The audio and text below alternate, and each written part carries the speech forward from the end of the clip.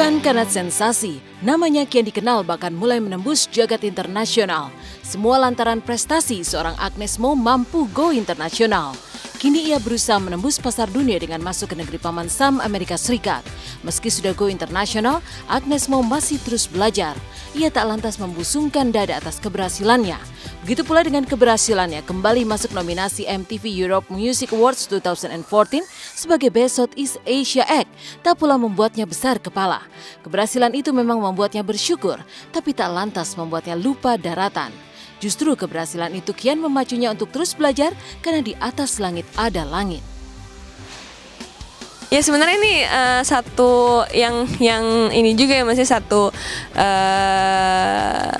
yang perlu disyukuri juga gitu kan, karena aku juga diteleponnya sama label aku kan. Jadi MTV EMA itu sendiri kan ngonteknya Sony di US, dan mereka kontak aku gitu, kasih tahu ke manajemen aku, oh ya dapat ini nominated, ada jadi salah satu nominees.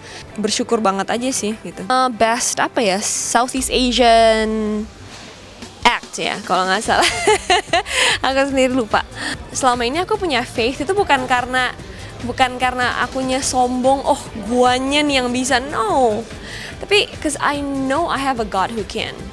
Jadi I have a God in me who can.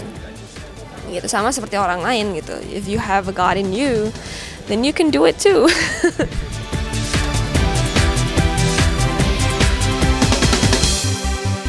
Ikut senang pastinya, karena apalagi Kak Agnes Monica kan juga ini bukan pertama kalinya. Waktu itu juga sempat masuk nominasi Kids Choice Award juga di luar negeri, dan aku turut senang banget, apalagi ini juga bisa membawa nama Indonesia, terutama musik Indonesia gitu. Ya, jadi itu kan ajangnya pasti ya persaingannya sulit ya. Jadi bukan hanya Asia gitu, udah Eropa, udah dunia lah, udah mendunia. Jadi yang masuk ke situ, yang harus jadi nominasi itu kan pasti yang sangat berkualitas. Makanya jadinya seneng banget, karya anak bangsa kita bisa dihargai, terus diapresiasi sedemikian rupa di luar gitu. Bangga banget itu sih, aku seneng banget ya bahwa kita nih musisi Indonesia tuh sekarang udah dilihat oleh dunia internasional lah istilahnya. Angka go internasional makin berkilau karena namanya pun mulai meroket. Di kancah internasional, namanya bertengger di jajaran nominasi ajang MTV Europe Music Awards 2014 untuk kategori Best Southeast Asia Act. Masuknya ke MTV EMA ini berasal dari suksesnya single Cook Battle yang rilis di Amerika.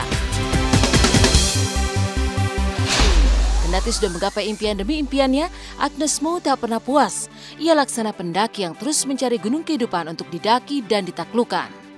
Ada orang yang kadang-kadang cuma ngelihatnya, oh Agnes itu goal driven gitu. Sebenarnya kalau aku bukan goal driven ya, aku lebih ke learning prosesnya. Aku tuh driven dari keinginan aku untuk belajar gitu. Itu yang sebenarnya membuat aku tidak bisa merasa puas, dalam konteks apalagi nih yang aku bisa pelajarin gitu. Aku orangnya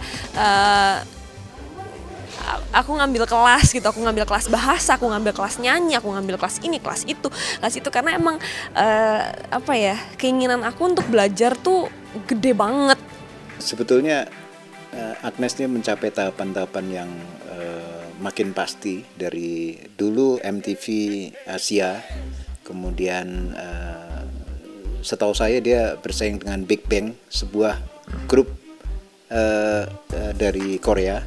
Kemudian tahapan berikutnya dia mulai rekaman di Amerika dengan produser yang punya kapabilitas bagus, dan Cook Battle ini adalah salah satu single yang kuat sekali setahun yang lalu. Dan pada saat itulah Agnes Monica mulai dibicarakan karena beberapa perannya yang sangat bagus, baik sebagai performer yang baik maupun dia memulai rekamannya di Amerika.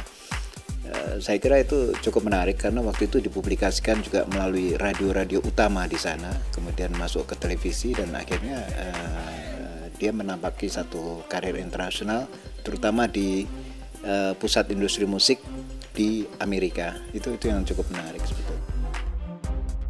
Memacu langkah malang melintang di jagat hiburan bertahun-tahun, Agnes akan tak pernah lelah. Ia terus memburu prestasi baru dalam hidupnya. Tak peduli rintangan yang harus dihadapi. Ia terus bergerak bagai lokomotif yang tak pernah kehabisan bahan bakar. Di balik semua itu tentu saja ada rahasia yang digenggamnya. Dan kali ini ia berbagi tentang rahasia itu. Makanya kenapa aku istilahnya Agnes nggak capek ya, kenapa mesti capek? Karena gue enjoy banget gitu loh, istilahnya aku enjoy banget belajar sesuatu hal yang baru dan mengetahui bahwa I'm learning something every single day. That's what makes me happy. Gitu. Banyak yang bilang, iya cuman kan kalau misalnya di sini pasti kan misalnya udah gampang, mau ngapain aja udah dapat penghasilan ini misalnya gitu ya, ada orangnya, atau gampang di sini gini. Ya istilahnya aku hidup nggak cuma cari gampangnya gitu. Aku nggak cuma cari gampangnya dari aku awal. Aku haus untuk challenge myself to be a better person every day, to be a better artist. Dan itu yang menjadi istilahnya fuelnya, itu yang menjadi bahan bakarnya aku. Kenapa sampai sekarang aku masih terus istilahnya aku nggak ada capeknya ya aku enjoy banget gitu. Itu yang bener-bener feed of my soul gitu ya. Itu yang feed my soul banget, mengetahui bahwa aku ada sesuatu hal yang lain di dunia ini yang masih bisa aku pelajarin gitu. Aku nggak pengen cuman udah di situ aja gitu.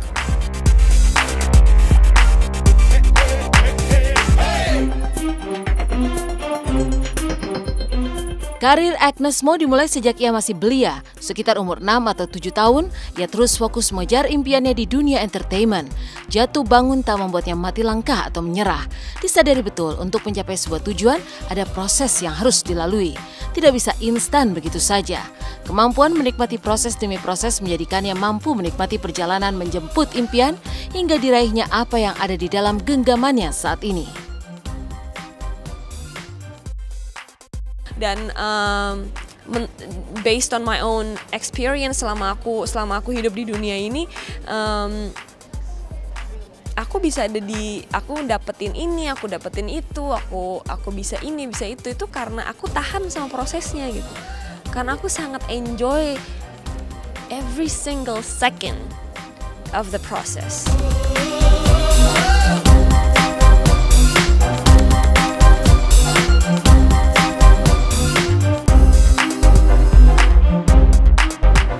Dari aku umur 6 tahun, dari aku ini sampai sekarang aku masih latihan nyanyi, sampai sekarang aku masih baca buku untuk belajar, aku masih ngambil kelas ini, aku masih ngambil kelas itu.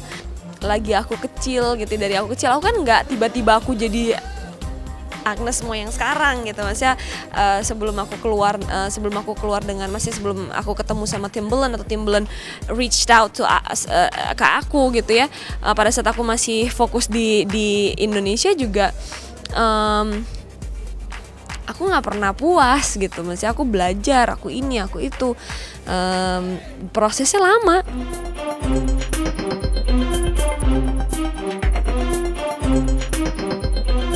Rilis single pertamaku tuh aku umur 6 tahun loh, 6 atau 7 tahun, tapi kan nggak terus tiba-tiba aku umur 7 tahun udah jadi Agnes Monica yang maksudnya nyanyi di stage gede, enggak gitu loh. It takes time, sama seperti orang lagi sekolah, nggak tiba-tiba dia jadi dokter. Nah makanya yang tadi aku bilang, kadang-kadang orang suka lupa bahwa yang terpenting itu adalah prosesnya, dan kebanyakan orang pengennya ngelihat segala sesuatu yang instan. Bukan hanya tak pernah putus asa dalam menggapai impian dan cita-cita, Agnes Mo juga tak pernah putus hubungan dengan fans di Indonesia, meski Agnes tak berada di tengah-tengah fansnya. Seperti apa Agnes menjalin hubungan dengan fansnya Nes Indah Club? Nantikan kisahnya di segmen berikutnya.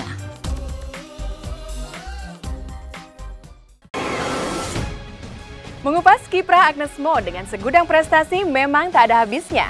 Meski sudah go internasional, Agnes seolah tak pernah putus hubungan dengan para penggemarnya di tanah air. Lalu benarkah Agnes setiap minggu adakan olahraga bersama para fans, meski kadang ia tak bisa menemani? Lalu benarkah pula Agnes getol tanamkan pola hidup sehat kepada para penggemarnya?